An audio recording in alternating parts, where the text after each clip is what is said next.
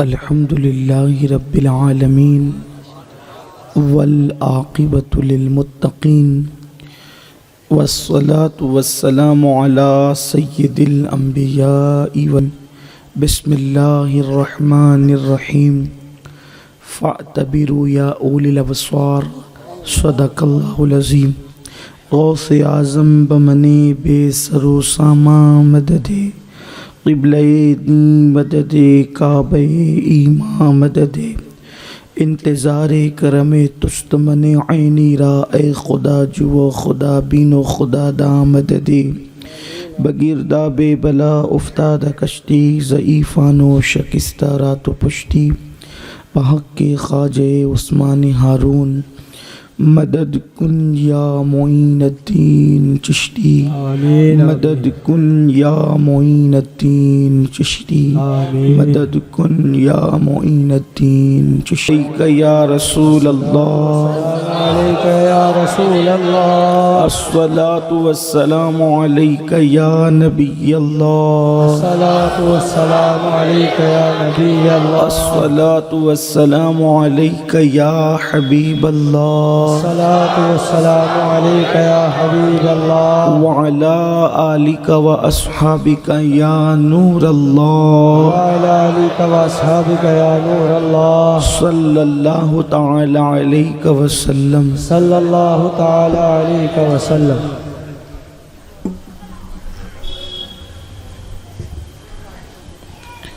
پھر کے گلی گلی تباہ ٹھوکریں سب کی کھائیں کیوں پھر کے گلی گلی تباہ ٹھوکریں سب کی کھائیں کیوں دل کو جو عقل دے خدا تیری گلی سے جائیں کیوں رخصت قافلہ کا شور غش سے ہمیں اٹھائے کیوں رخصت قافلہ کا شور غش سے ہمیں اٹھائے کیوں سوتے ہیں ان کے سائے میں کوئی ہمیں جگائے کیوں سبحان اللہ غفلت شیخ شاب پر ہنستا ہے طفل شیر خار کرنے کو گدگدی ابس آنے لگی بہائی کیوں میرے پیارے آقا صلی اللہ تعالی علیہ وآلہ وصحبہ وبارک وسلم کے پیارے دیوانوں، پہلی مرتبہ ابو روڈ کی سرزمین پر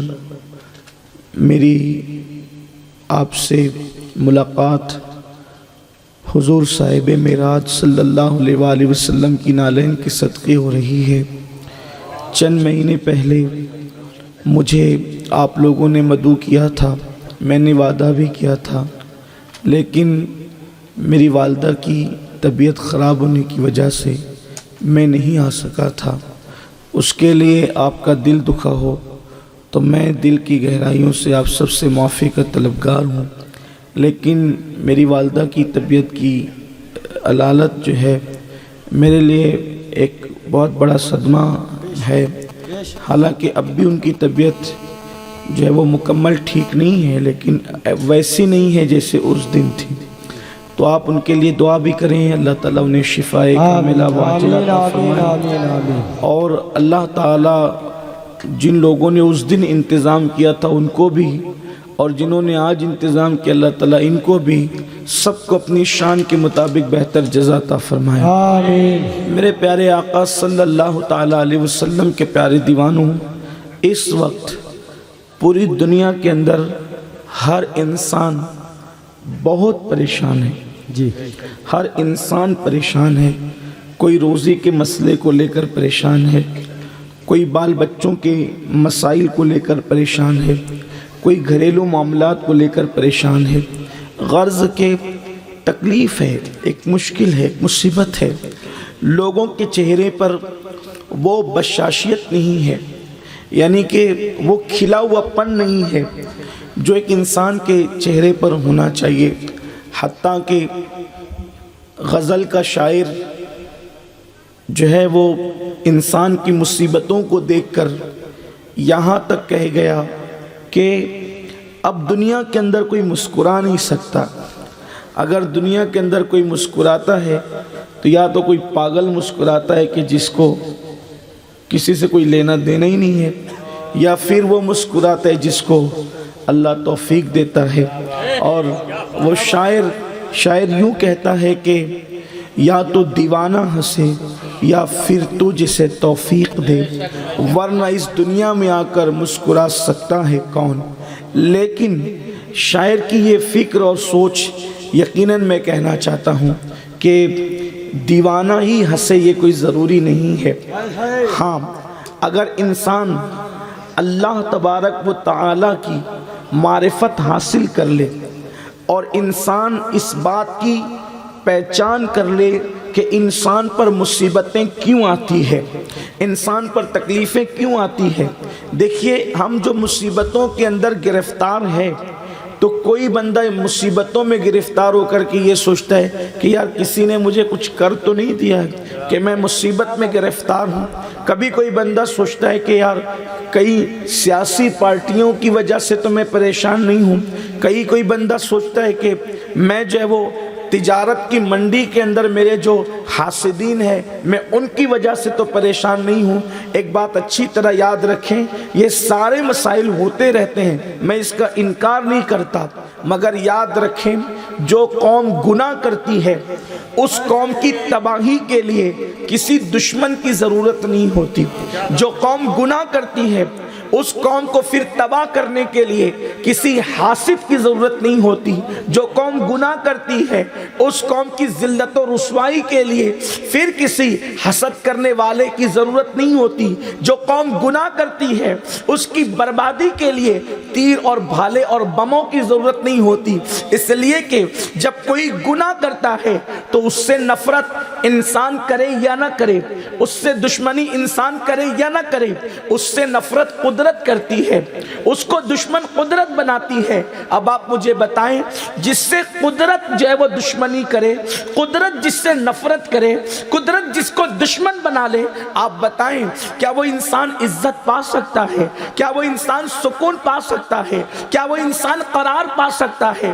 کیا وہ انسان چین کی نیند سو سکتا ہے؟ میرے پیارے آقا صلی اللہ علیہ وسلم کے پیارے دیوانوں، اللہ اکبر، انسان غموں کے اندر زندگی گزار رہا ہے، انسان ڈپریشن کے اندر زندگی گزار رہا ہے، انسان بلاؤں میں زندگی گزار رہا ہے، انسان بے چین ہے۔ کبھی انسان جو ہے وہ باغوں میں جاتا ہے اپنا دل بہلانے کے لیے، مگر باغوں کا بہار بھی، باغوں کا حسن بھی جو ہے اور اس کی بہار بھی جو ہے انسان کے دل کو قرار نہیں دے پاتی، انسان کے دل کو چین نہیں دے پاتی۔ انسان دولت کے انبار اپنے سامنے رکھ کر کے اپنے دل کو قرار دینا چاہتا ہے، لیکن دولت کی تھپیاں بھی اس کو چین اور قرار نہیں دے پاتی۔ وجہ یہ ہے کہ باغوں کے پاس قرار ہوتا تو پھر بھورے بے چین کیوں ہوتے؟ اس لیے کہ آپ تو چند لمحوں کے لیے باغوں میں جا رہے ہیں، لیکن ان بھوروں سے پوچھو وہ بے چین کیوں ہیں؟ میرے پیارے آقا صلی اللہ علیہ وسلم کے پیارے دیوانوں، اگر خوف کا خاتمہ گلستان میں جا کر کے ہوتا تو کلیاں ہر وقت خوف زدہ ہو کر کے اللہ اکبر وہ مضطرب ہو کر کے ڈولتی کیوں نظر آتی ہے؟ پتا چلا کہ اللہ اللہ، نہ گلستان میں چین ہے، نہ غموں کا علاج بہاروں میں ہے، نہ دریاؤں کی سیر میں ہم اپنے دل کو جو ہے خوشیاں عطا کر سکتے ہیں، نہ بستروں پر ہم اپنے آپ کو چین دے سکتے ہیں۔ اچھی طرح یاد رکھنا، خوشی دینے والی ذات کو اللہ کہتے ہیں، عزت دینے والی ذات کو اللہ کہتے ہیں، وقار دینے والی ذات کو اللہ کہتے ہیں، رزق دینے والی ذات کو اللہ کہتے ہیں، عزت دینے والی ذات کو اللہ کہتے ہیں، فقیروں کو بادشاہ بنانے والی ذات کو اللہ کہتے ہیں، ذلیلوں کو تاجدار بنانے والی ذات کو اللہ کہتے ہیں۔ اللہ اکبر، بے قرار دلوں کو قرار عطا کرنے والی ذات کو اللہ کہتے ہیں۔ جب وہ کسی کو چین عطا کرتا ہے تو تپتی ہوئی ریت پر بھی انسان کو سکون کی نیند آتی ہے۔ جب وہ کسی کو قرار عطا کرتا ہے تو بھوکے پیٹ بھی انسان مسکراتا ہوا نظر آتا ہے۔ اللہ جسے دے دے اس کو کوئی محروم نہیں کر سکتا۔ سکتا، اللہ جسے محروم کر دے اس کو کوئی عطا نہیں کر سکتا۔ اب پتہ چلا ہمارے مسائل کا حل مخلوق کے پاس نہیں ہے، ہمارے مسائل کا حل خالق کی بارگاہ میں ہے۔ میرے پیارے آقا علیہ السلام کے دیوانوں، ہم جو پریشان ہیں، کوئی انسان یہ نہیں کہہ سکتا کہ میں سکون سے ہوں۔ اگر وہ یہ کہہ رہا ہے تو شاید وہ اپنی مشکلوں کو بھول رہا ہے۔ ہر انسان کے ساتھ کوئی نہ کوئی مسئلہ ضرور ہے، ملک کے وزیر سے لے کر کے مزدور تک کے سب کے مسائل ہے۔ خوشیاں لوٹ چکی ہے، چین لوٹ چکا ہے۔ کیوں؟ اس لیے کہ انسان جب گناہ کرتا ہے اور گناہ کرنے پر جب دلیر ہو جاتا ہے، جب انسان پاپ کرنے کا عادی ہو جاتا ہے تو قدرت اس سے چین بھی چھین لیتی ہے، اس سے قرار بھی چھین لیتی ہے۔ اللہ اکبر! کیا وجہ ہے؟ جو گناہ نہیں کرتے، جو گناہ نہیں کرتے وہ اخبار بچھا کر بھی فٹ پاتھ پہ سو جاتے ہیں، ان کو چین کی نیند آتی ہے۔ اور کچھ لوگ سیکورٹی کے اندر نرم نرم گدوں پر بھی چار چار نیند کی گولیاں کھا کر کے ان کو چین کی نیند کیوں نہیں آتی؟ کسی کہنے والے نے کہا ہے سو جاتے ہیں فٹ پاتھ پر اخبار بچھا کر، مزدور کبھی نیند کی گولی نہیں کھاتے۔ میرے پیارے آقا صلی اللہ علیہ وسلم کے پیارے دیوانوں، آخر کیا بات ہے؟ اللہ بغیر سیکورٹی کے کچھ لوگوں کو چین کی نیند آ رہی ہے اور کچھ لوگوں کو اے سی اور نرم گدوں پر بھی چین کی نیند نہیں آتی۔ گناہ انسان کو سونے نہیں دیتے، گناہ انسان کو مسکرانے نہیں دیتے، گناہ انسان کو چین نہیں دیتے، گناہ انسان کو قرار نہیں دیتے۔ اب پتہ چلا کہ ہمارا دشمن کون ہے، ہمارا دشمن کون ہے۔ اگر آج آپ کو اپنا دشمن ڈھونڈنا ہے تو میں آپ کی عدالت میں آپ ہی کے مقدمے کو پیش کرتا ہوں اور آپ سے پوچھتا ہوں ہمارا دشمن کون ہے۔ دیکھو، ہم اپنا دشمن کس کو کہتے ہیں؟ جو ہم سے حسد کر کے ہمارے لیے مصیبت کھڑی کرے اس کو ہم اپنا دشمن کہتے ہیں۔ جو ہمارا چین چھین لے، جو ہمارا قرار چھین لے، ہم اس کو اپنا دشمن کہتے ہیں۔ جو ہماری روزی میں رکاوٹ بنے ہم اس کو اپنا دشمن کہتے ہیں۔ جو ہماری عزتوں میں رکاوٹ بنے ہم اس کو اپنا دشمن کہتے ہیں۔ لیکن آپ سے پوچھتا ہوں، جب انسان گناہ کرتا ہے تو اسے کسی حاسد کی ضرورت نہیں۔ میں کہہ چکا، اب جملے دہرانا نہیں چاہتا، وقت میں قلت گفتگو مکمل کرنا چاہتا ہوں، بارش کا موسم میں چاہتا ہوں کہ جلدی سے اپنی بات مکمل کروں تاکہ آپ بھی اپنے گھر خیر سے پہنچ جائیں اور پھر جو لوگ منتظمین ہیں وہ بھی مطمئن ہو جائیں تاکہ پروگرام خیر سے اختتام کی طرف چلا جائے۔ لیکن آپ کی توجہ، ماؤں اور بہنوں کی توجہ، یاد رکھنا کوئی حاسد اگر ہم سے اپنی روزی چھیننا چاہے نہیں چھین سکتا، لیکن ہمارے گناہ ہماری روزی ہم سے چھنوا دیتے ہیں۔ کوئی حاسد اگر ہمارا چین ہم سے چھیننا چاہے نہیں چھین سکتا، لیکن ہمارے گناہ ہمارا چین چھین لیتے ہیں، ہمارا قرار چھین لیتے ہیں۔ کوئی حاسد اگر ہمیں ذلیل کرنا چاہے، پوری کائنات کسی ایک انسان کو مل کر ذلیل کرنا چاہے تو بھی ذلیل نہیں کر سکتی، لیکن اس کے گناہ اس کو ذلیل کر دیتے ہیں۔ اب بتاؤ ہمارا سب سے بڑا دشمن کون ہے؟ تو پتہ چلا ہم اپنے ہی خود دشمن ہو گئے ہیں، ہم اپنے دشمن خود ہی ہو گئے ہیں۔ ہم گناہ کر کر کے اپنی بنی خود بگاڑ رہے ہیں۔ میرے پیارے آقا صلی اللہ علیہ وسلم کے پیارے دیوانوں، گناہوں کی دیواروں نے، گناہوں کی دیواریں تعمیر کر کے ہم نے اپنے آپ کو اتنا تباہ کیا ہے، اتنا برباد کیا ہے کہ بڑے سے بڑا دشمن ہمیں وہ نقصان نہیں پہنچا سکتا تھا جو نقصان ہمارے گناہوں نے پہنچائے ہیں۔ اور میں یہ بات پورے وثوق کے ساتھ کہتا ہوں، کہانی قصہ نہیں، اللہ کے قرآن کی روشنی میں کہتا ہوں، اپنے نبی کے فرامین کی روشنی میں کہتا ہوں، دنیا میں سب سے زیادہ سکون سے اگر کوئی قوم رہ سکتی ہے تو وہ قوم مسلم ہے۔ دنیا میں سب سے زیادہ عزت کسی کو مل سکتی ہے تو وہ قوم مسلم ہے۔ دنیا میں سب سے زیادہ مال کسی کو مل سکتا ہے تو وہ قوم مسلم ہے۔ آپ کی بات کہانی نہیں ہے، 1857 سے پہلے اسی ہندوستان کا ایک ایک مسلمان اتنا مالدار تھا کہ کلکتہ کے ایک ایک تاجر کے خزانے میں اتنی دولت تھی کہ اتنی دولت برطانیہ کے شاہی خزانے میں موجود نہیں تھی۔ یہ ہماری تاریخ ہے، یہ میں ہوا میں گرے نہیں لگا رہا ہوں۔ آپ ہندوستان کی تاریخ انگریزوں سے آمد سے پہلے کی اٹھا کر کے دیکھیں، ہمارا ایک ایک، اور آپ کو بتاؤں یہ تو ایک تاجر کی بات کر رہا ہوں، محمود غزنوی جب ہندوستان کی طرف کوچ کرنے لگتے ہیں تو محمود کے خزانے میں سپاہیوں کو دینے کے لیے پیسے نہیں تھے. اس وقت اس کو قرضہ کس نے دیا تھا؟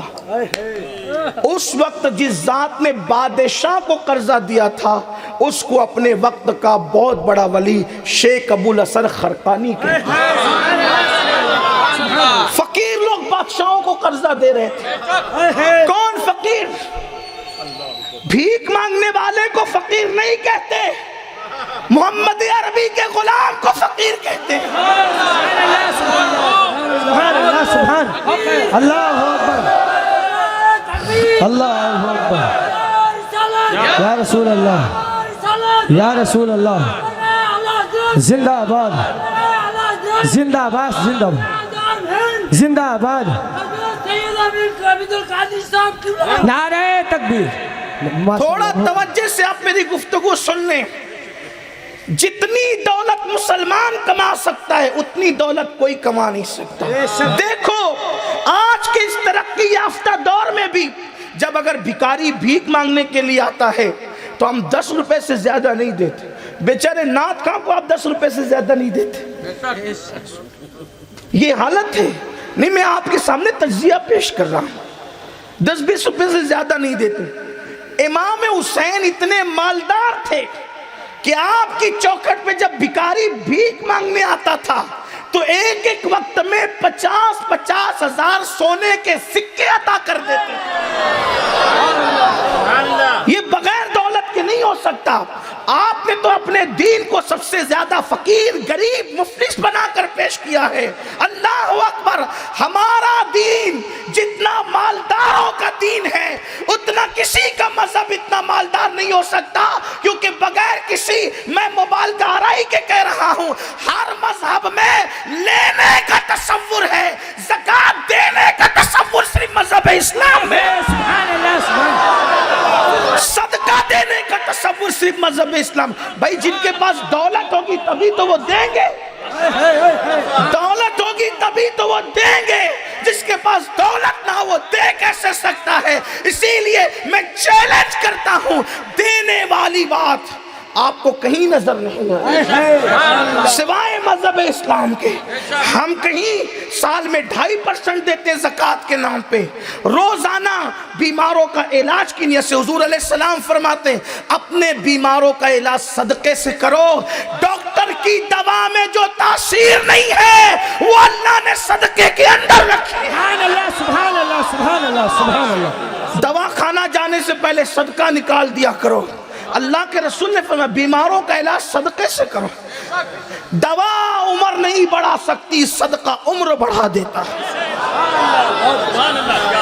دوا مصیبت نہیں ڈال سکتی. حضور کہتے ہیں جب صدقہ اٹھتا ہے آسمان کی طرف تو وہ تمہاری بلاؤں سے جنگ کرتا ہے، بلائیں ہار جاتی ہے، صدقہ جیت جاتا ہے.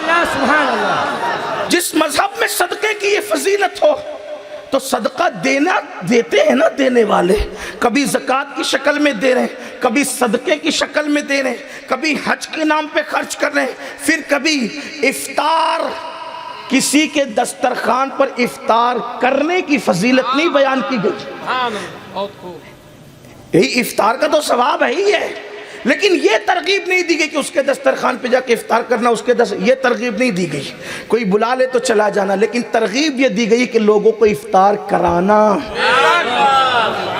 اگرچہ کھجوری سے کرا سکتے ہو تو کراؤ، ایک گھٹ پانی سے کرا سکتے ہو تو کراؤ، ایک لقمے ایک گھٹ دودھ سے کرا سکتے ہو تو کراؤ. پھر اللہ اکبر، جس نے مسجد بنائی اللہ اس کے لیے جنت میں محل بناتا ہے. سبحان اللہ. مسجد پیسے ہی سے تو بنتی ہے. مدرسہ جس نے بنایا اس نے رسول اللہ کا گھر تعمیر کیا تو پیسے ہی سے تو ہوتا ہے. جس نے طالب علموں کو قلم دے دی قدرت اس کو جنت کی بشارت دیتی ہے. اس طریقے سے بے شمار باتیں ہیں. میرا عنوان وہ نہیں ہے، لیکن آپ سے یہ ضرور کہنا چاہتا ہوں اسلام مالداروں کا مذہب ہے. میں یہ بھی آج بات آپ کے سامنے علماء کی موجودگی میں پیش کرنا چاہتا ہوں. چاہتا ہوں غلطی ہوگی تو یہ میری ضرور اصلاح کریں گے. کائنات میں میرے نبی سے بڑا کوئی مالدار نہ تھا، نہ ہے، نہ ہو سکتا ہے. اس کی وجہ یہ ہے کہ اللہ اکبر، میرے نبی نے جتنا مال لٹایا ہے اتنا مال کسی نے نہیں لٹایا. ایک فقیر رسول اللہ کے پاس آتا ہے. فقیر عرف کے معنی میں کہہ رہا ہوں ورنہ میں تو بول چکا کہ فقیر ہم کس کو مانتے ہیں. اللہ اکبر. ایک آنے والا آ کر کہتا ہے اے محمد عربی میں نے سنا ہے آپ سب کو عطا کرتے ہیں، ذرا کچھ مجھے بھی عطا کر دیں. تو دو پہاڑیاں تھی، اس کے بیچ میں جو ہے وہ جنگل کی خالی جگہ تھی اور اس خالی جگہ میں بکریاں بھری ہوئی تھی. سرکار نے اس کے ایک سوال پر ساری بکریاں اس کو عطا فرما دی. وہ اعلان کرتا جا رہا تھا لوگوں محمد عربی کے پاس چلے جاؤ، جو ان سے مانگتا ہے وہ اس کو مالا مال کر دیا کر. سبحان اللہ ماشاءاللہ. جس کے پاس خود نہ وہ کسی کو مالا مال کیسے کر سکتا ہے؟ اور آج بھی کونین میں ان کا صدقہ بٹ رہا ہے. میرے امام کہتے ہیں آسماں خان، زمین خان، زمانہ مہمان، صاحب خانہ لقب کس کا ہے؟ تیرا تیرا. کھاتے ہیں تیرے در کا، پیتے ہیں تیرے در کا، پانی ہے تیرا پانی، دانا ہے تیرا دانا. تو یاد رکھنا جتنی عزت آپ کو مل سکتی ہے اتنی عزت کسی کو نہیں مل سکتی. جتنا سکون آپ کو مل سکتا ہے اتنا سکون کسی کو نہیں مل سکتا. جتنی دولت آپ کو مل سکتی ہے اتنی دولت کسی کو نہیں مل سکتی. اللہ اکبر. جتنی نعمتیں آپ کو مل سکتی ہے اتنی نعمت کسی کو نہیں مل سکتی. وجہ کیا ہے؟ وجہ یہ ہے کہ جب کوئی چیز تقسیم کرنے کی ہوتی ہے، جب کوئی چیز تقسیم کرنے کی ہوتی ہے، توجہ میری طرف رکھیں، جب کوئی چیز تقسیم کرنے کی ہوتی ہے تو جس کی جس سے پٹتی ہے وہ زیادہ اس کو دیتا ہے، پھر بعد میں دوسروں کو بچا کچا دیتا ہے. اب بتائیں عزت ہمیں کیوں زیادہ ملے، مال ہمیں کیوں زیادہ ملے؟ توجہ کریں، مال ہمیں کیوں زیادہ ملے،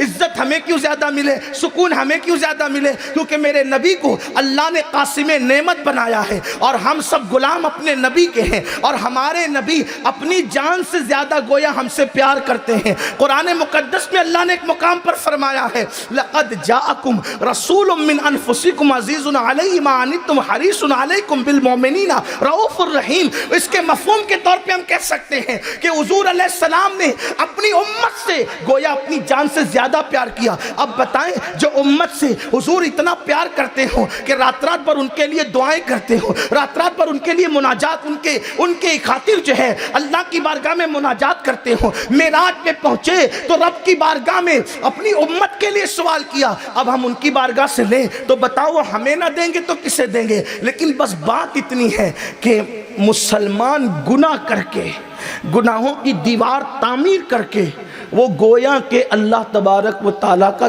دشمن بنتا ہے. وہ اللہ تعالیٰ کا گویا دشمن بنتا ہے. ام المومنین عائشہ صدیقہ رضی اللہ تعالیٰ عنہ فرماتی ہیں کہ جو کمروں میں چھپ کر گناہ کرتا ہے، اپنے کمروں میں چھپ کے گناہ کرتا ہے، اللہ پردے ڈالتا ہے، پھر کرتا اللہ پردے ڈالتا ہے، پھر کرتا اللہ پردے ڈالتا ہے. لیکن ایک وقت وہ آتا ہے جب انسان گناہوں کا عادی ہوتا ہے تو اللہ تعالیٰ اس سے دشمنی کرتا ہے، لوگوں کو اس کا دشمن بنا دیتا ہے اور اس کو ذلیل کر دیتا ہے. حدیث پاک میں آتا ہے، توجہ کرنا، اللہ کے رسول علیہ السلام نے فرمایا کہ اللہ کا اعلان ہے جب کوئی گناہ کرتا ہے اللہ فرماتا ہے میں اس پہ لعنت کرتا ہوں. لعنت دوستوں پہ کی جاتی، لعنت دوستوں پہ کی جاتی. فرمایا میں اس سے لعنت کرتا ہوں اور اس سے دشمنی کرتا ہوں اور اس کو ہلاک کرتا ہوں. جس کو قدرت ہلاک کرے اس کو کون بچا سکتا ہے؟ آپ سارا معاملہ حکومتوں پر اور لوگوں پر لے جا کر کے ڈال دیتے. میں کسی کا مخالف اور موافق نہیں ہوں، میں تو بس اتنا چاہتا ہوں کہ اپنے قرآن و سنت کے آئینے میں ہم خود اپنا چہرہ دیکھیں. اپنی ہر غلطی کا ذمہ دار دوسروں کو مت ٹھہراؤ. کسی کی کوئی اوقات نہیں کہ تمہیں آنکھ نکال کر دیکھ بھی سکے اگر تم سچے مومن بن جاؤ. بے شک بے شک بن کے دیکھو، بے شک پیور مومن بن کر دیکھو. آج اپنا حال یہ ہے زندگی میں نماز کی توفیق نہیں. جی جھوٹ جتنا مسلمان بولتا ہے شاید ہی کوئی بولے. جی اللہ. شراب کی دکانوں پر جتنی بڑی قطار مسلمانوں کی شاید ہی کسی کی ہو. فلم خانوں میں 2-3 گھنٹے پہلے جا کر نمبر تم لگا. فلموں میں گھنٹوں پہلے جاؤ گے جگہ سنبھالنے کے لیے. مسجد میں کبھی آئے جگہ سنبھالنے کے لیے کہ پہلی صف میں ہمیں جگہ چاہیے؟ آج جمعہ کا دن ہے، میں پہلی صف میں بیٹھوں گا، کیونکہ میرے نبی نے فرمایا جس کو پہلی صف کی فضیلت معلوم ہو جائے تو مسجد میں تلواریں چلنے لگے پہلی صف میں بیٹھنے کے لیے۔ سبحان اللہ، سبحان اللہ۔ یہاں تو حال یہ، وہاں جگہ سنبھالنے کے لیے جھگڑتے ہیں، اور یہاں اگر آپ بھی گئے جگہ خالی ہے تو وہ بولے گا تو جا، اور وہ بولے گا تو جا۔ یہ حالت ہے۔ جس قوم کی کیفیت یہ ہو، ہنسنے کی بات نہیں ہے، جس قوم کی کیفیت یہ ہو، اللہ کے گھر میں جو پیچھے رہنا چاہتے ہو قدرت ان کو آگے کیسے کرے گی؟ جمعہ کی نماز پڑھنے کے لیے صحابہ فجر سے قطار در قطار مسجد میں آتے تھے، فجر کی نماز سے آتے تھے۔ کیوں؟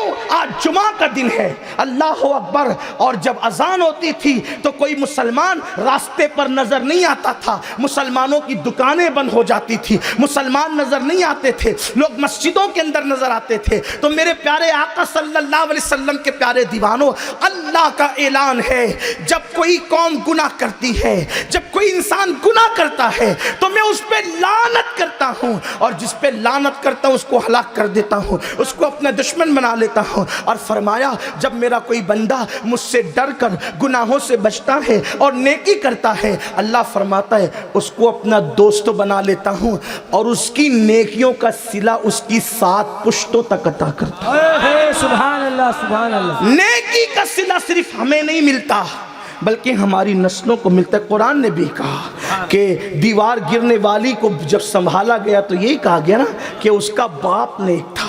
اور کتنی پشتوں میں؟ مفسرین نے فرمایا، کسی نے لکھا کہ 6 پشت میں، کسی نے کہا کہ 4 پشت میں، کسی نے کہا 10ویں پشت میں۔ اللہ اکبر، الگ الگ اقوال ہے، لیکن بہرحال اگر اس کا اوپر کا سگا باپ بھی نیک تھا تو بولو باپ کی نیکی بیٹے کے آڑے آئی کہ نہیں آئی؟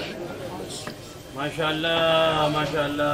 ہم یہ سوچ کر کے دولت جمع کرتے ہیں کہ میرے بعد میری اولاد سکون سے رہے۔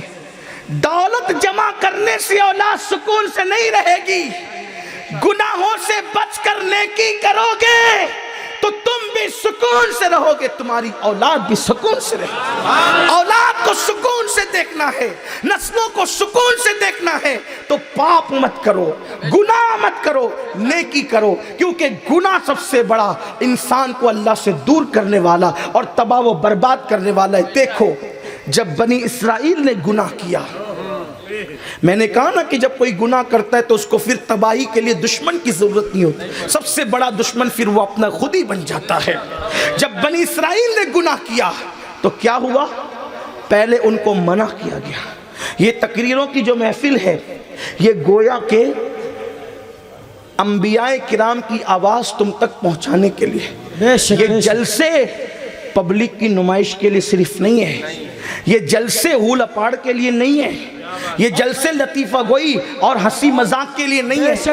وہ جو پیغام قرآن نے دیا ہے فَاعْتَبِرُوا يَا أُولِي الْأَبْصَارِ، اے آنکھ والو عبرت حاصل کرو، عبرت کے لیے یہ محفلیں ہیں۔ یہ پیغام آپ تک پہنچا کر آپ کی کب کے کان کھولے جاتے ہیں، آپ کی آنکھیں کھولی جاتی ہیں۔ بنی اسرائیل نے جب گناہ کیا پہلے ان کو متنبہ کیا گیا، پہلے ان کو آگاہ کیا گیا، دیکھو اللہ کی نافرمانی مت کرو، اللہ کی نافرمانی مت کرو۔ پھر انہوں نے نافرمانی کی تو اللہ نے کیا کیا؟ ان پر اللہ نے عذاب نازل کیا۔ کیسا عذاب؟ ان کے بستر میں، کپڑوں میں اللہ تعالیٰ نے جوئے پیدا کر دی۔ جو سمجھتے ہیں جو، اللہ تعالیٰ نے ان کی جو پیدا کر دی ان کے کپڑوں میں۔ پتہ چلا قدرت اگر کسی کو تباہ کرنا چاہتی ہے تو پھر کوئی اس کو پارٹیاں کھڑی کرنے کی ضرورت نہیں پڑتی، پھر وہ جوؤں سے بھی انسان کو برباد کر دیتی۔ اللہ نے بنی اسرائیل کے کپڑوں میں، لباس میں، بستروں میں جوئیں، وہ جوؤں سے پریشان ہو گئے۔ یہ جو آپ دیکھتے ہیں نا مختلف وبا آتی ہے، کبھی طاعون پلیگ کی وبا جاتی ہے، ابھی ڈینگو ہندوستان میں بہت تیزی کے ساتھ چل رہا کہ کئی ریاستوں میں ڈینگو کا اثر ہے اور ابھی تک کے وہ باقی ہے۔ الگ الگ موقع پہ وبائیں آتی، یہ عذاب کے طور پہ آتی ہے، یہ بیماریاں بطور عذاب آتی ہیں۔ دیکھو اس کو سیریس لو۔ آپ اور ہم گناہ کرتے وقت اس کے نتیجے کو نہیں سوچتے، اور یہ بھی یاد رکھنا ہم سب سے چھپتے ہیں۔ میں کہتا ہوں اگر گناہ کا شوق ہے تو پھر اتنا کر لو کہ رب سے چھپ کر کے کرو. اگر شوق ہی ہے، اگر شوق ہی گناہ کا ہے تو رب سے چھپ کر کرو. اور میں کہتا ہوں واللہ کوئی جگہ ایسی نہیں ہے تم رب سے چھپ سکو. جب چھپ سکتے نہیں تو پھر گناہ چھوڑ دو. یا تو چھپنے کی کوئی تدبیر کر لو یا پھر گناہ کرنا چھوڑ دو. اور واللہ تاللہ باللہ اس سے چھپ نہیں سکتے. تحت الثری کی تہ میں جا کے گناہ کرو گے تو بھی اس کی نگاہ سے نہیں چھپ سکتے. آسمان کی بلندیوں میں جا کے گناہ کرو گے تو بھی اس کی نگاہ سے نہیں چھپ سکتے. پہاڑوں کے اندر جا کے گناہ کرو گے تو بھی اس کی نگاہ سے نہیں چھپ سکتے. میں ایک بات کہنا چاہتا، چھوڑ دو اس کو. اس وقت حضور کی نوکری کر رہا ہوں اور پسینہ نکلتا ہے تو میرا ایسا عقیدہ ہے کہ شاید پسینے کے قطرے میرے گناہوں کو لے کر جھڑتے ہیں. سبحان اللہ سبحان. نکل جانے دیں، اچھی بات ہے، کوئی مسئلہ نہیں. آپ میرا صرف سن لیں، مجھے مہربانی ہوگی آپ کی. اس لیے کہ یہ بات میں رسماً نہیں کہہ رہا ہوں بلکہ حقیقتاً کہہ رہا ہوں کہ اللہ کی زمین پر شاید مجھ سے بڑا کوئی گناہگار اور مجرم نہیں ہے. جب ہم آپ کے درمیان آتے ہیں صرف اسی نظریے کے ساتھ آتے ہیں ہم تو عمل نہیں کر سکتے. آپ میں سے کوئی عمل کر لے تو اسی کے صدقے اپنی بھی کوئی نجات ہو جائے. ورنہ ہمیں تو واعظ و نصیحت کرنے کا کوئی حق ہی نہیں ہے.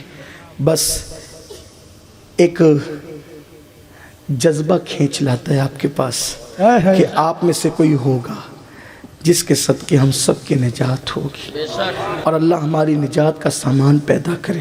آمین. تو آپ توجہ سے بات سن لیں. میں سمجھوں گا کہ بڑی اچھی میزبانی کی آپ نے. اصل میں ہوتا یہ ہے کہ کبھی کبھی جب گفتگو کے درمیان کچھ معاملات ہوتے ہیں تو بات ذہن سے نکل جاتی ہے. ایک پرابلم میرے ساتھ یہ ہے، میرا مائنڈ ذہن کمپیوٹر کی طرح نہیں چلتا، بدھو قسم کا آدمی ہوں تو اس لیے بات ذہن سے نکل جاتی ہے. تو آپ ایک بار درود شریف پڑھ لیں تو میں بات اللہم صلی علی سیدنا دائما ابدا علی حبیبک خیر الخلق کلہم صلاۃ و سلام علیک یا رسول اللہ صلی اللہ علیہ وسلم. عرض کر رہا تھا کہ جوئیں پڑ گئی بنی اسرائیل کے بستر میں، کپڑوں میں، اور جب وہ کھانے بیٹھتے تو کھانے میں بھی جوئیں پڑ گئی. اللہ اکبر. وہ پریشان ہوئے اور پریشان ہو کر کے حضرت موسیٰ علیہ السلام کے پاس گئے. اللہ کے نبی دعا کر دے کہ اس مصیبت سے نجات مل جائے. اللہ کے نبی، اللہ کا جو نبی ہوتا ہے بڑا رحم دل ہوتا ہے، کریم النفس. تو آپ نے دعا کر دی، وہ جوؤں کا عذاب ٹل گیا. لیکن حضرت موسیٰ علیہ السلام نے ان سے یہ عہد دیا تھا کہ دیکھو میں دعا تو کروں گا لیکن تم نے گناہ چھوڑنا ہے، کیونکہ جو تم پر عذاب آیا ہے وہ تمہارے گناہ کے سبب سے آیا ہے، تمہارے گناہ کی وجہ سے آیا ہے. اس لیے تم نے گناہ، انہوں نے عہد کیا کہ ٹھیک ہے اب ہم گناہ نہیں کریں گے لیکن آپ ہم یہ جو وہ بلا ہم سے دور کر دیں. کیونکہ ظاہر سی بات ہے جوئیں اگر کپڑوں میں پڑ جائے تو انسان کا انجام کیا ہوگا. میں یہیں سے سوچتا ہوں یا اللہ کہ انسان اتنا کمزور ہے، جب وہ اللہ کی بنائی ہوئی جوؤں کا کاٹنے کو برداشت نہیں کر پاتا تو وہ جہنم کے جو بچھو ہیں ان کے کاٹنے کو، قبر کے جو بچھو ہے، قبر بچھو جس کو کہتے، قبر بجو جس کو کہتے، ان کے کاٹنے کو کیسے برداشت کرے گا. میرے عزیز، یہ جو تم قبروں کی ہڈیاں دیکھتے ہو، ان قبروں کی ہڈیاں دیکھ کر بھی تم عبرت حاصل نہیں کرتے. کیسے ہو؟ دوسروں سے دشمنی کرتے کرتے کیا خود کے دشمن بن گئے؟ تم اپنے آپ کے دشمن بن گئے. یہ سب تمہاری نگاہوں کے سامنے، اپنی نگاہوں کے سامنے. یہ کارخانہ قدرت، یہ کائنات، یہ زمین کرکٹ کا میدان نہیں ہے، یہ زمین فٹ بال کا گراؤنڈ نہیں ہے، یہ زمین ہاکی کی جگہ نہیں ہے، یہ زمین فلموں کی جگہ نہیں ہے، یہ زمین میں اور تو کی جگہ نہیں ہے. یہاں اللہ نے ہمیں عبرت کے لیے بھیجا ہے. قبرستان جاتے ہو نہیں دیکھتے یہ ہڈی کیوں ہو گئی. ہم نے تو انسان دفن کیا تھا، موٹا تازہ خوبصورت انسان. کسی سیٹ صاحب کو دفن کیا تھا، کسی حاجی صاحب کو دفن کیا تھا، کسی ابا کو دفن کیا تھا، کسی چچا کو دفن کیا تھا، کسی دادا کو دفن کیا تھا. نرم نرم جسم تھا ان کا. آج یہ ہڈیاں کیوں ملی؟ اسے کھایا کس نے؟ زمین نے کھایا، کیڑوں نے کھایا. کیا یہی انجام اپنا نہیں ہونا ہے؟ کبھی سوچا کتنا خوبصورت چہرہ ہے؟ کبھی اپنا چہرہ آئینے میں دیکھو، تو سوچو تو صحیح، یہ تو آپ سوچتے ہو کہ چہرہ کتنا خوبصورت ہے، لیکن کبھی یہ سوچا یہ خوبصورت چہرہ کانوں میں ایئر فون لگا کر جب ہم گانے سنتے ہیں تو اسی خوبصورت چہرے کو جہنم کی آگ میں ایسے الٹ پلٹ کیا جائے گا جیسے گوشت بھونتے وقت چولہے پر تم گوشت کو الٹ پلٹ کرتے ہو۔ یہ طاقت کہاں سے لاؤ گے؟ کتنا خوبصورت چہرہ ہے، کتنا حسین چہرہ، اس چہرے کو جہنم کی آگ سے بچا لو، اس چہرے کو قبر کے کیڑوں سے بچا لو، اس چہرے کو جہنم کے بچھوؤں سے بچا لو، اس چہرے کو اللہ کے عذاب سے بچا لو۔ قدرت نے تمہیں بہت نوازا ہے، بہت نوازا ہے، عذاب سے بچنے کے لیے تمہارے ہاتھوں میں دامن مصطفیٰ دیا ہے، عذاب سے بچنے کے لیے تمہارے ہاتھوں میں غوث و خواجہ کا دامن دیا ہے، عذاب سے بچنے کے لیے تمہارے ہاتھوں میں شریعت کا دامن دیا ہے، عذاب سے بچنے کے لیے اللہ نے اپنا محبوب تمہارے درمیان بھیج دیا ہے۔ سب کچھ تو دے کر کے تمہیں نوازا، لیکن کتنے ہم ناہنجار نکلے، کتنے نادان نکلے کہ دامن مصطفیٰ دیا تھا، ہم نے دامن مصطفیٰ چھوڑ کر اپنے ہاتھوں میں شراب کے پیالے تھام لیے، ہم نے اپنے ہاتھوں میں تاش کے پتے تھام لیے، ہم نے اپنے ہاتھوں میں جوؤں کے آلات تھام لیے۔ نادان ہے تو انسان، کہاں وہ دامن مصطفیٰ، کہاں یہ جوے کے آلات؟ اور تیرے ہاتھ میں دونوں میں سے کوئی ایک ہی چیز ہوگی، یا تو جوے کے آلات ہوں گے یا تو نبی کا دامن ہوگا، یا تو شراب کا پیالہ ہوگا یا تو نبی کا دامن۔ جلوس میں نعرے لگانا آسان ہے، جلسے اور جلوس میں نبی کا دامن نہیں چھوڑیں گے۔ جس ہاتھ میں نبی کا دامن ہوتا ہے وہ ہاتھ اتنا پاورفل ہوتا ہے، جس کے سر پہ رکھ دیا جاتا ہے اس کی تقدیر بدل جاتی ہے۔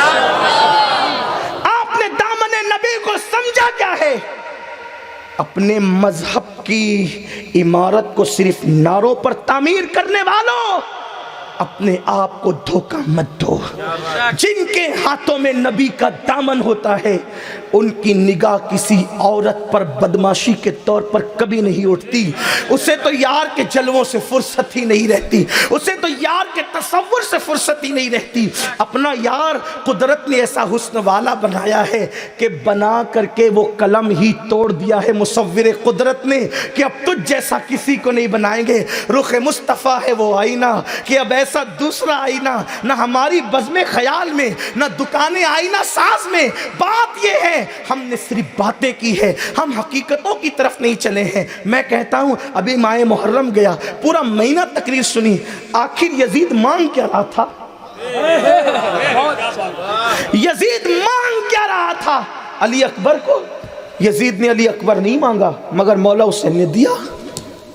علی اصغر نہیں مانگا، دیا۔ قاسم نہیں مانگا، دیا۔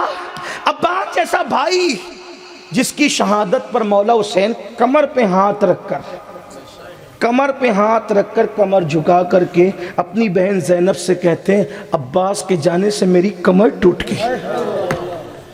عباس دے دیا، حالانکہ عباس اس نے نہیں مانگا تھا۔ گھر بھی چھوڑ دیا، گھر اس نے نہیں مانگا تھا۔ اس نے مانگا کیا تھا؟ یزید کا ایک ہی مطالبہ تھا، حسین اپنا ہاتھ دے دو۔ یا اللہ یہ ہاتھ اتنا قیمتی کیوں تھا؟ بھئی ہاتھ ہی تو دینا تھا۔ توجہ آپ کی نہیں؟ توجہ، ہاتھ ہی دینا تھا۔ ہاتھ دیتے جوان بیٹا بچ جاتا، معصوم بچہ بچ جاتا، بھتیجا بچ جاتا، 6 بھائی بچ جاتے، خود کی جان بچ جاتی۔ ایک ہاتھ دے دیتے۔ یزید جوتیاں سیدھی کرتا، اللہ کی قسم کھا کے کہتا ہوں یزید جوتی سیدھا کرنے پہ مجبور ہوتا۔ کیوں؟ اس لیے کہ اس کو اپنے تخت و تاج کو سنبھالنے کے لیے مولا حسین کی بے پناہ ضرورت تھی۔ جوتیاں سیدھی کرتا، جوتیاں اٹھاتا، اس لیے کہ یار جب حضرت ابو ہریرہ جیسے لوگ ان کی جوتیاں سیدھی کرتے تھے اور یزید جیسا نہیں کر سکتا۔ یزید کی اوقات کیا تھی؟ لیکن مانگا تھا صرف ہاتھ۔ کبھی سوچا، غور کیا؟ ہم نے ہر چیز کو کہانی قصے کے طور پہ، داستان کے طور پہ سنا، کبھی غور کیا بیٹا وہ بھی کیسا؟ میرے تمہارے جیسا بیٹا نہیں، ہم شبیہ پیغمبر تصویر مصطفیٰ دی، صرف ہاتھ نہیں دیا۔ ہاتھ نہیں. اور پھر حیرت اس بات کی کہ چلو مولا حسین نے تو ہاتھ نہیں دیا، لیکن قدرت نے بھی مولا حسین کے ہاتھوں کی اتنی لاج رکھی کہ جب مولا حسین کو شہید کیا گیا تو امام حسین کے دونوں ہاتھ غائب ہو گئے. حسین تم نے حفاظت کی اور بتایا کہ میرا ہاتھ علی اکبر سے بہتر ہے، ذات علی اکبر سے حسین کا ہاتھ افضل ہے. قاسم سے زیادہ قیمتی امام کا ہاتھ، عباس سے زیادہ قیمتی امام کا ہاتھ. چلیں آپ نے زندگی میں بتایا، لیکن قدرت نے بھی بتایا کہ ہاتھ اٹھا لیے ہاتھ نہیں رکھے. ممکن تھا کہ کوئی یزیدی وہ ہاتھ اٹھا کر کاٹ کے لے جاتا اور کہتا کہ جیتے جی نہ دیا، شہادت کے بعد تو ہم نے ہاتھ لے لیا. جیتے جی حسین نے ہاتھ بچایا، بعد شہادت قدرت نے ہاتھ بچایا. آخر اس ہاتھ کا کمال کیا تھا؟ اب پتا چلا وہ ہاتھ اکیلا حسین کا ہاتھ نہیں تھا، وہ ہاتھ میں دامن مصطفیٰ تھا.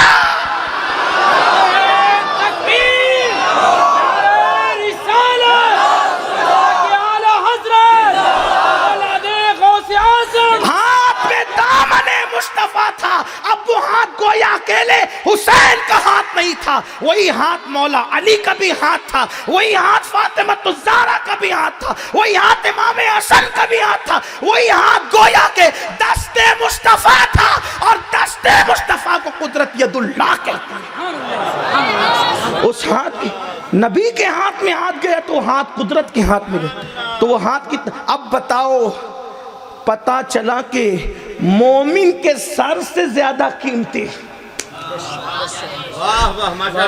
مومن کے سر سے زیادہ قیمتی اس کا ہاتھ ہوتا.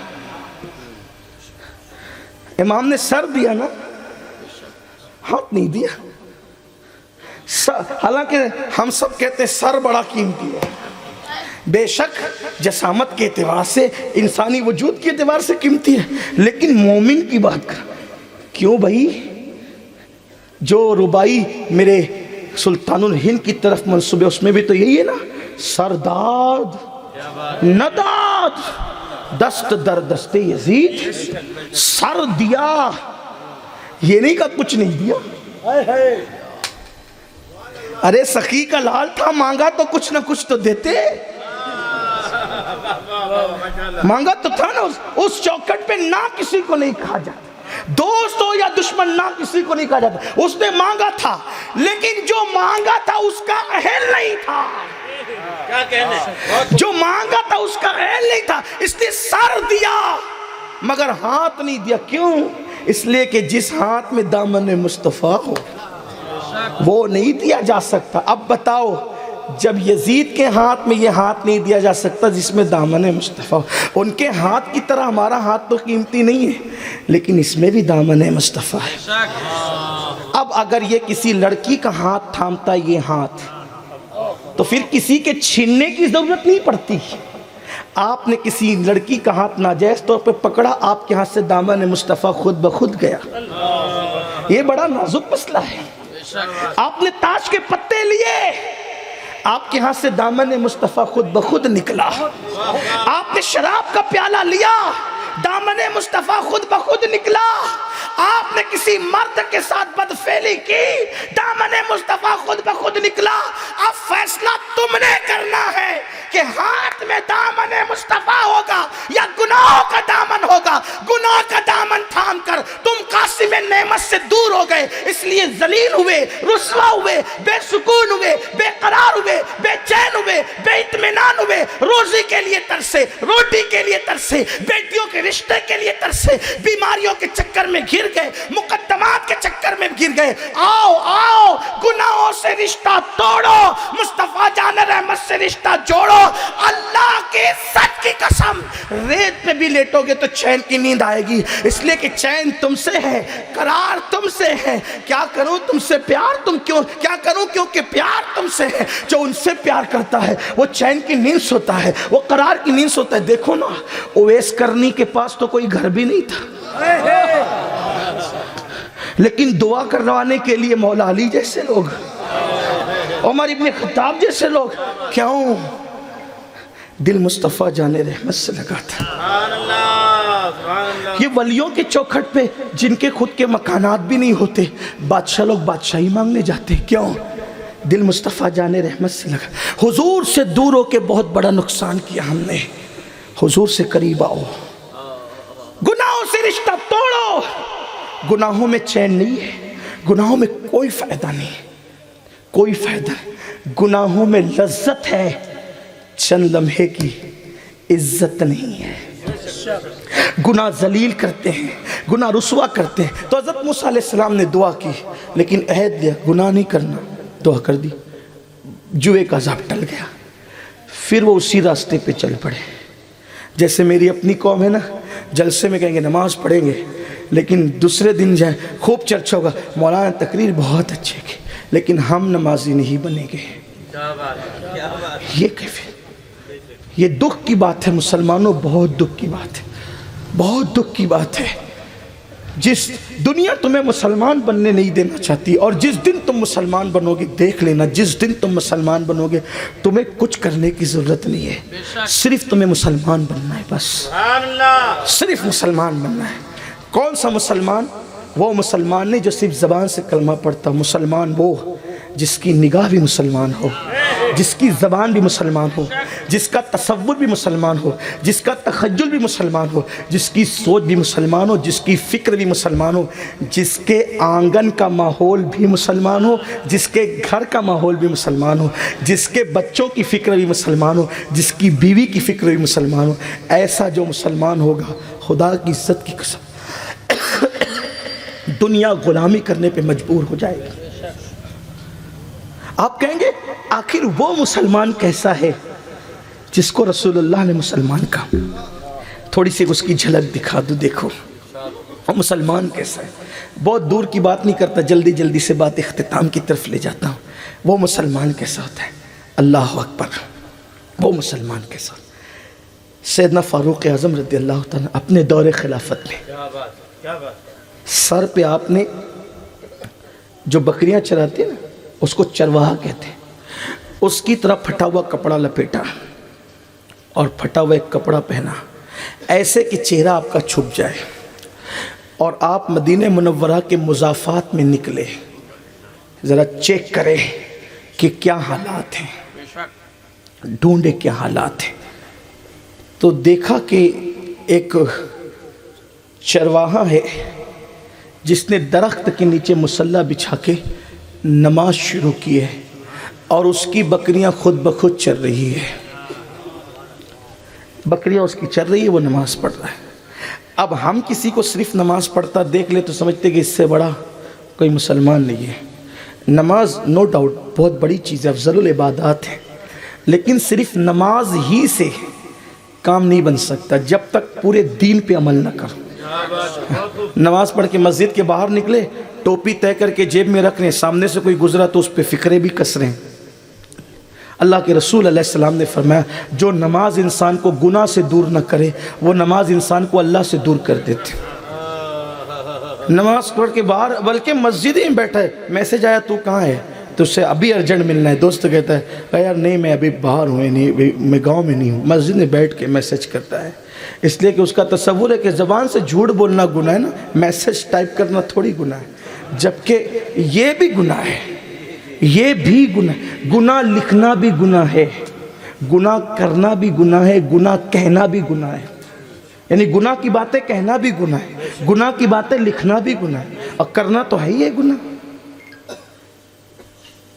تو فاروق اعظم نے دیکھا کہ وہ نماز پڑھ رہا ہے، دل خوش ہوا، جوان ہے، جوان بکریاں چرا رہا ہے اس شان سے کہ اللہ کی بارگاہ میں سجدہ کرے، یعنی وہ فرض نماز نہیں پڑھ رہا تھا، فرض نماز تو مسجدوں میں جا کے پڑھتے تھے جماعت کے ساتھ، بلکہ صحابہ کہتے ہیں کہ ہم منافق اور مومن کو پہچانتے اس طرح سے تھے، جو جماعت کے ساتھ نماز پڑھتا تھا اگر وہ بیمار اور مسافر نہیں ہے، مقامی ہے وہ، اور وہ جماعت کے ساتھ نماز پڑھتا ہے تو مومن ہے، جماعت چھوڑتا ہے تو منافق ہے۔ یہ پہچان ہوتی تھی صحابہ کے یہاں، یہ مسلک صحابہ ہے آپ جس کو بھول گئے۔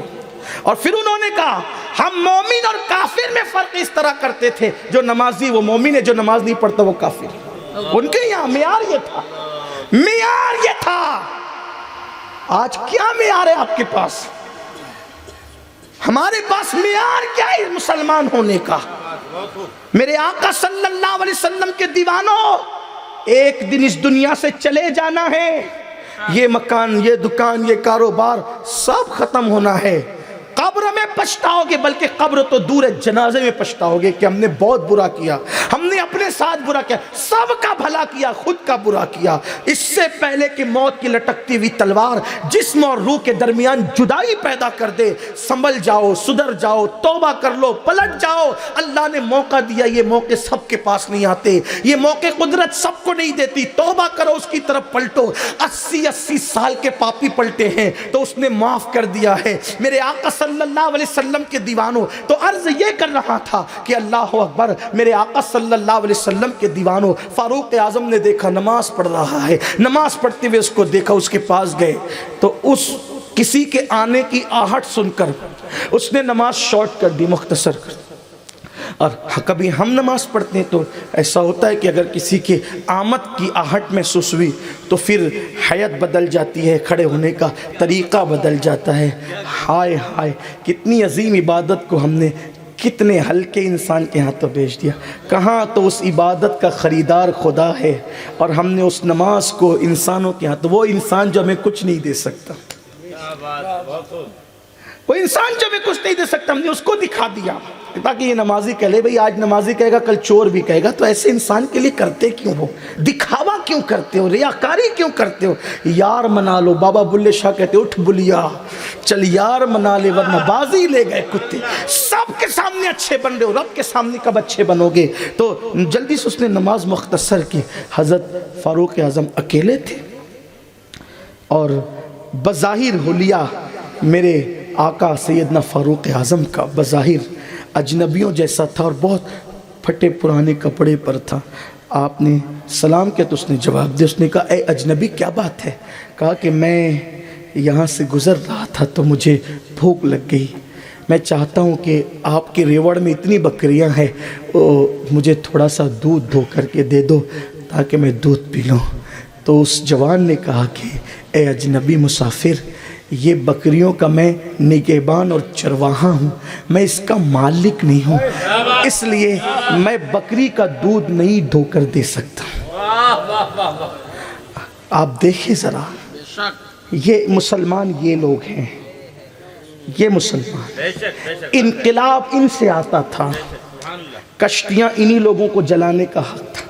ان کی آنکھوں میں اتنی چمک تھی کہ لوگ ان کی آنکھوں میں جھانک نہیں سکتے. کیا بات ہے. آپ ہتھیاروں سے نہیں جیت سکتے.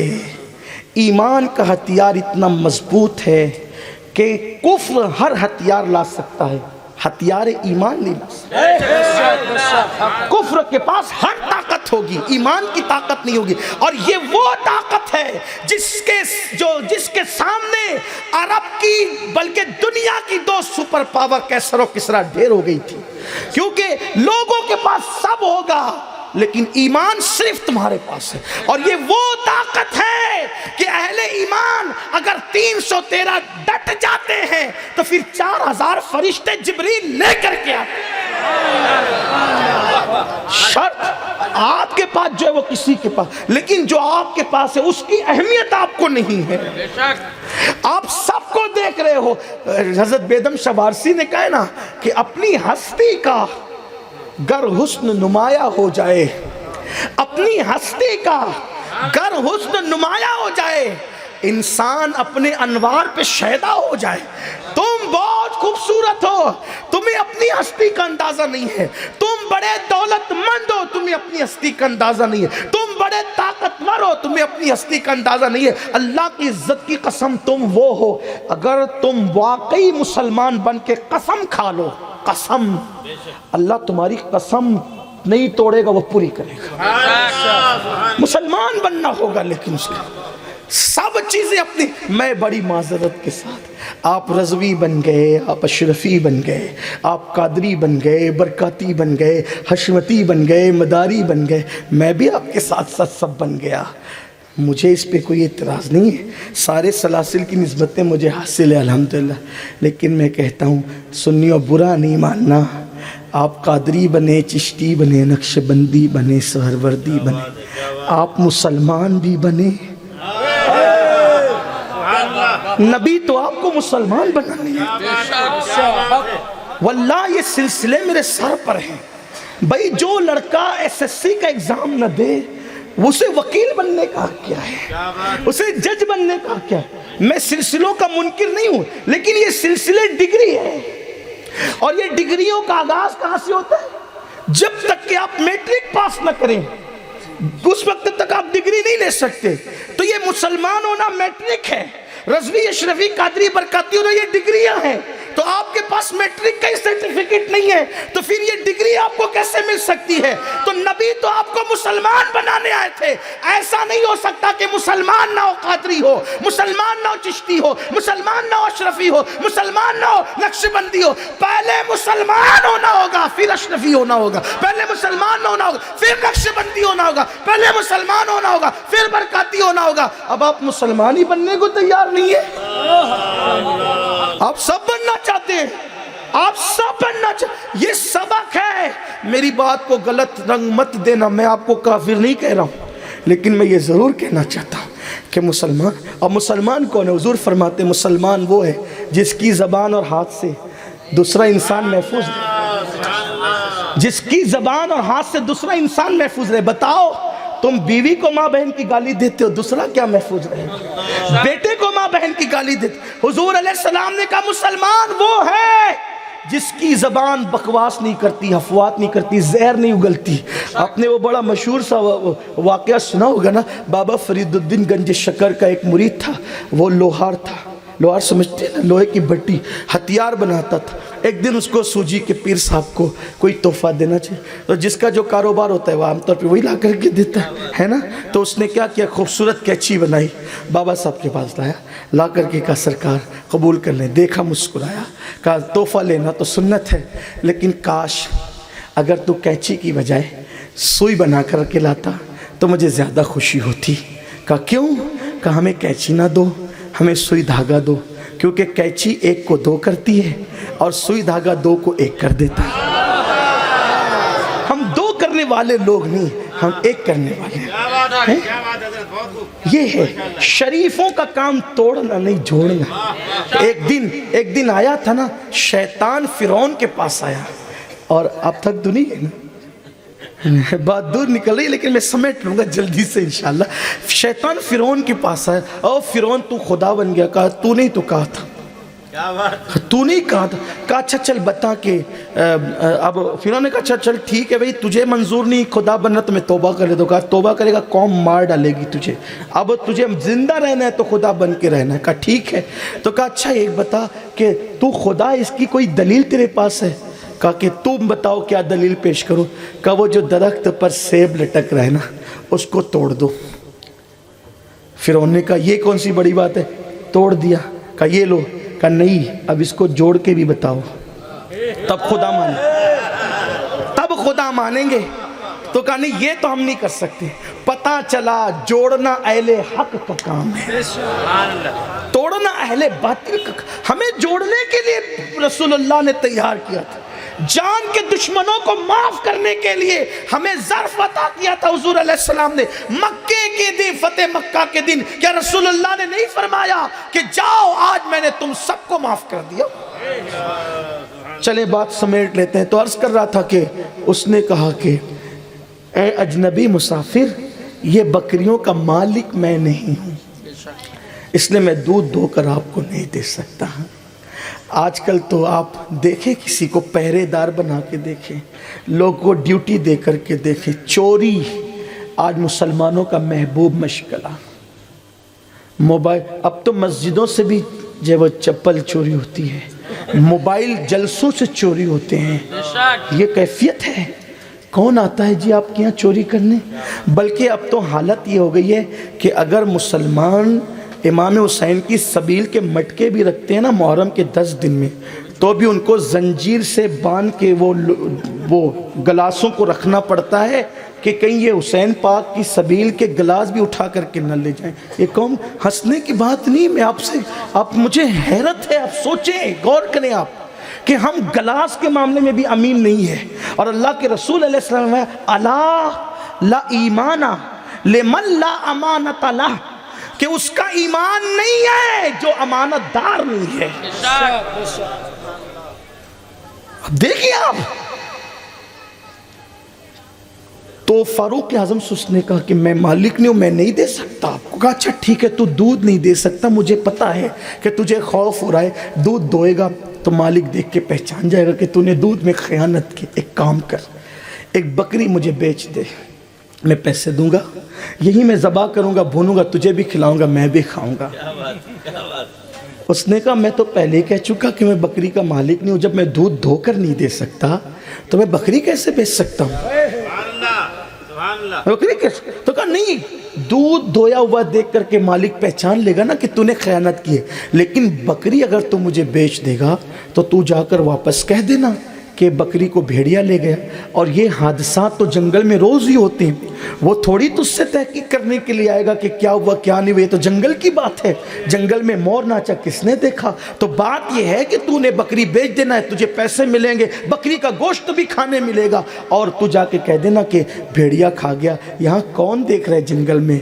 اس لڑکے نے، جوان نے کہا اے اجنبی، تو نے مجھے سلام کیا تھا تو میں نے تجھے مسلمان سمجھا تھا، کیا تو مسلمان نہیں ہے؟ کیا تو مسلمان نہیں ہے؟ مسافر نے کہا ارے میں مسلمان ہوں۔ کہا کیسا مسلمان ہے؟ تو مجھے خیانت سکھاتا ہے؟ ارے سوچ، تو کہہ رہا ہے کہ جنگل سے جا کر کہہ دینا کہ بھیڑیا بکری کھا گیا، ارے میں بکری کے مالک کو تو دھوکہ دے سکتا ہوں، کیا میرا مالک جو دیکھ رہا ہے کیا میں اس کو بھی دھوکہ دے سکتا ہوں؟ اس کو تو جھوٹ بول کے مطمئن کر دوں گا، کیا جھوٹ بول کے اس کی بارگاہ میں بھی چھوٹ جاؤں گا؟ ارے بکری کا مالک دیکھے نہ دیکھے، میرا مالک مجھے دیکھ رہا ہے اور میں تجھے بکری نہیں بیچ سکتا۔ فاروق اعظم کی آنکھوں میں آنسو آ گئے، سینے سے لگا لیا، کہا میں تیرا امتحان لینے کے لیے آیا تھا، اور فرمایا جب تک تم جیسے لوگ مذہب اسلام میں رہیں گے مسلمان قوم کو کبھی زوال نہیں آ سکتا۔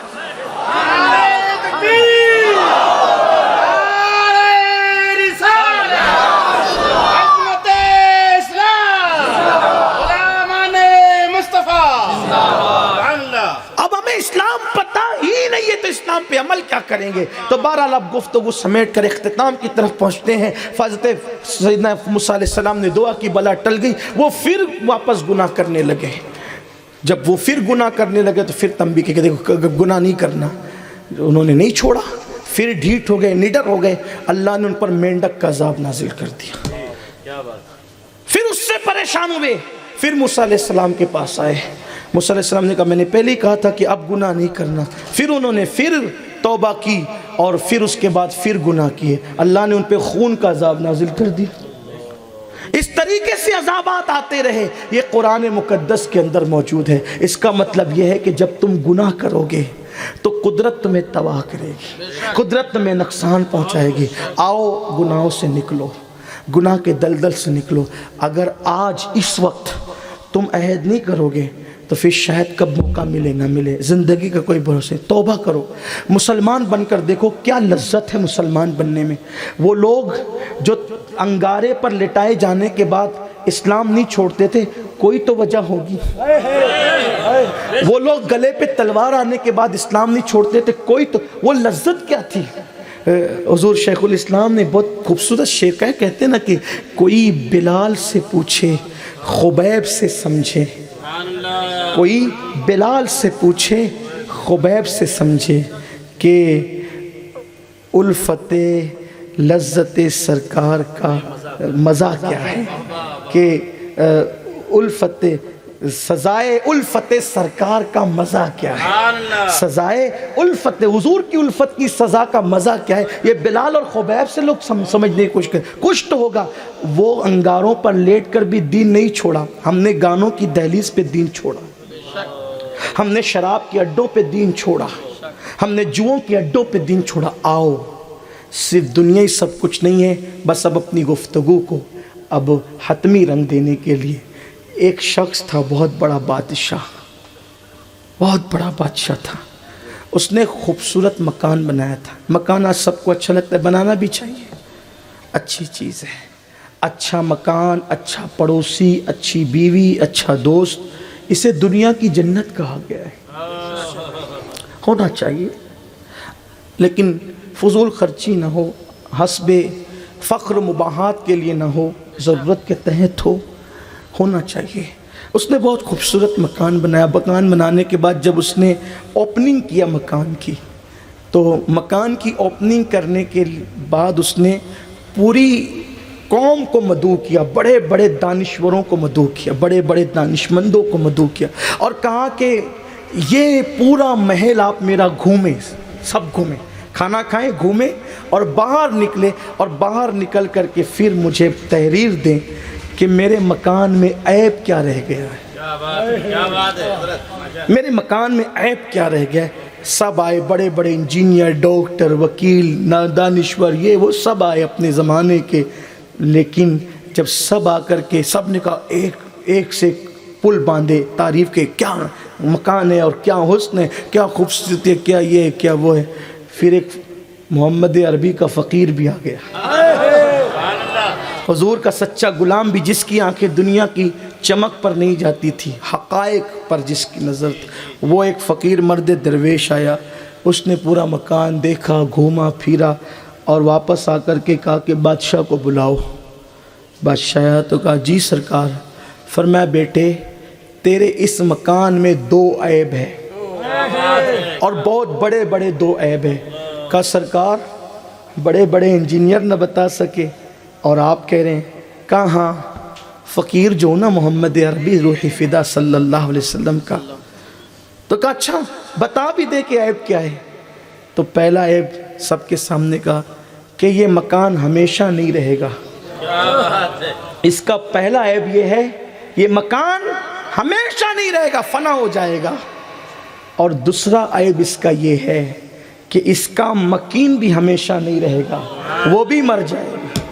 اس کے 2 عیب ہے, نہ مکین رہے گا نہ مکان رہے گا, یہی اس کا عیب ہے. اس پہ اترانے کی ضرورت نہیں ہے. سب نے ہنس کے کہا اس مرد درویش پر کوئی ایسا مکان بھی ہے کہ مکان فنا نہ ہو اور مکین بھی نہ مرے؟ واللہ.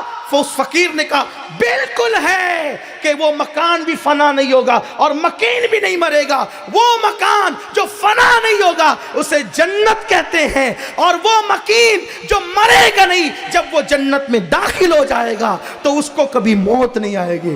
کہا بابا یہ فنا ہونے والا اور مر جانے والا اتنا محنت کر کے کمایا ہے, ذرا وہ نہ فنا ہونے والا اور اس میں جا کر نہ مر جانے والا, اس میں داخلے کی کوئی صورت بتائیں. اور فرمایا بیٹے جب سب سو جایا کریں تو رات کے آخری وقت میں اٹھ کر اچھی طرح وضو کر اور صرف 2 رکعت پڑھ کے اپنے گناہوں پہ رو لے, اللہ بے حساب وہ مکان تجھے عطا فرمائے.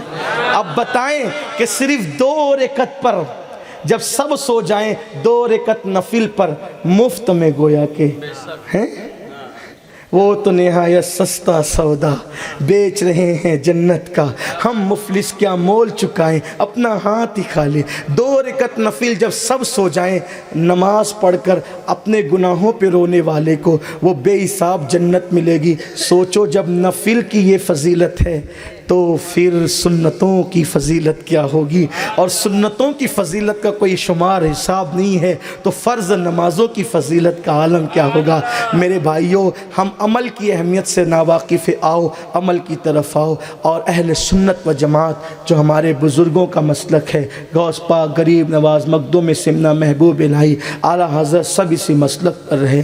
اسی اہل سنت و جماعت کے سچے عقیدے پہ قائم رہو, نیک عمل کرتے رہو, عمل کے میدان میں قدم رکھو, مسجدوں کو آباد کرو, ایک دوسرے کو معاف کرو, امانت میں خیانت مت کرو, دشمن کا ذکر بھی کرو تو خیر سے کرو, اس لیے کہ وہ جو کر رہا ہے وہ جانے, ہم نے جو کرنا ہے ہم جانے. اس لیے کہ ایک بار کسی نے حجاج کی برائی کر دی, حالانکہ حجاج کتنا بدبخت تھا ہے نا, پتہ ہے نا, لیکن اس کی برائی کر دی. تو حضرت ابو ہریرہ نے کہا کیوں اس کی برائی کرتے ہو؟ کہا کہ حضرت وہ تو برا ہے. فرمایا حجاج سے پوچھا جائے گا کہ تم نے ظلم کیوں کیا, لیکن حجاج کے بارے میں تم سے بھی کہا جائے گا کہ تم نے اس کی غیبتیں کیوں. یہ نظریات تھے بزرگوں کے, حالانکہ مستقبے کی منزل پہ فائز نہیں ہو سکتے. اگر یہ ہم نے اختیار کیا محبتوں کا ماحول بنے گا. اللہ سے دعا ہے اللہ ہم سب کو گناہوں سے محفوظ رکھے, نیک بنائے, عمل کی توفیق دے, سچی توبہ کی توفیق دے. اگر آپ نے توبہ کر لی نا اس وقت صرف اتنا استغفر اللہ رب من کل ذنب واتوب الیہ, اللہ کا وعدہ ہے کہ جو گناہ سے توبہ کر لیتا ہے میں اس کو گناہوں سے ایسے پاک کر دیتا ہوں جیسے وہ ابھی اپنی ماں کے پیٹ سے پیدا ہو. آج سے پہلے جتنے گناہ کیے تھے سب معاف ہو جائیں گے, لیکن شرط یہ ہے کہ توبہ اسی کا نام ہے کہ توبہ کرنے کے بعد یہ پکا عہد ہو کہ پھر ہم گناہ کی طرف نہیں جائیں گے. جیسے بکری کے تھن سے نکلنے والا دودھ پھر اسی سوراخ سے واپس نہیں جاتا, ایسے توبہ کرنے والا جب گناہ کی طرف واپس نہیں جاتا تو ایسے توبہ کرنے والے کو اپنا اللہ ولی بنا لیتا ہے. اللہ تعالیٰ اپنا ولی, توبہ کرنے والے کو ولی چاہے کتنا بھی پاپی ہو توبہ کر لے تو اللہ تعالیٰ, لیکن ایسی توبہ سچی توبہ اللہ اس کو ولی بنا لیتا ہے. تو آئیے توبہ کیجئے. اور میں امید کرتا ہوں کہ اس محفل میں اگر آپ نے یہ ارادہ کر لیا, نیت کر لی, وعدہ کر لیا, وعدہ کرو گے تو بھی پڑھنی ہے, نہیں کرو گے تو بھی پڑھنی ہے, اگر وعدہ کر لیا کہ آج کے بعد ہم نماز کبھی نہیں چھوڑیں گے تو میں سمجھتا ہوں کہ میرا آنا اور آپ کا آنا کامیاب ہو جائے گا. کیا میں معلوم کر سکتا ہوں, ذرا فرشتوں کو گواہ بھی بنا لے, معلوم کر سکتا ہوں کتنے میرے بھائی ایسے ہیں جو اپنے نبی کے لیے, اپنے اللہ کے لیے یہ عہد کرتے کہ انشاءاللہ ہم نماز نہیں چھوڑیں گے. ہاں ذرا اٹھائیں تو. اللہ آپ سب کو سلامت رکھے. السلام علیکم.